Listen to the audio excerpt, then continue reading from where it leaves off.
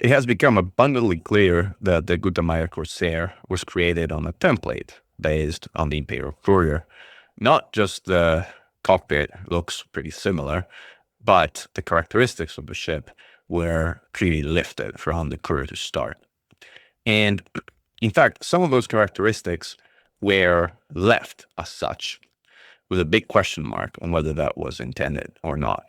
Now, I had caught the fact that in the creator pre-production server, the armor mass of the Corsair was only 8 tons, and I had flagged that, and that eventually was fixed. So the armor weight of a Gutamaya Corsair is now 63 tons, which is more appropriate for a ship that is under full combat configuration, going to weigh almost 1,000 tons overall.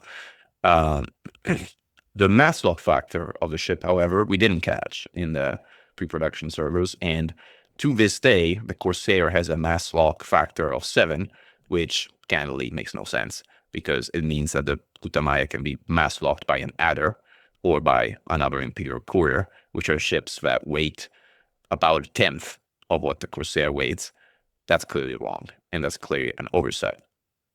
But, and this is, I think, the interesting part, there's been reports that the Corsair runs hot compared to the Crate and compared to other ships.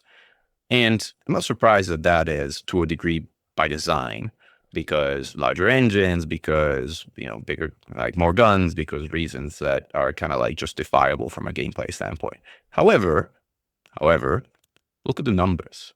Look at the numbers in this chart. Suspicious, aren't they? Right? They are the Courier numbers. The heat capacity of a Corsair and the heat dissipation value of a Corsair are the leftover values of a Courier.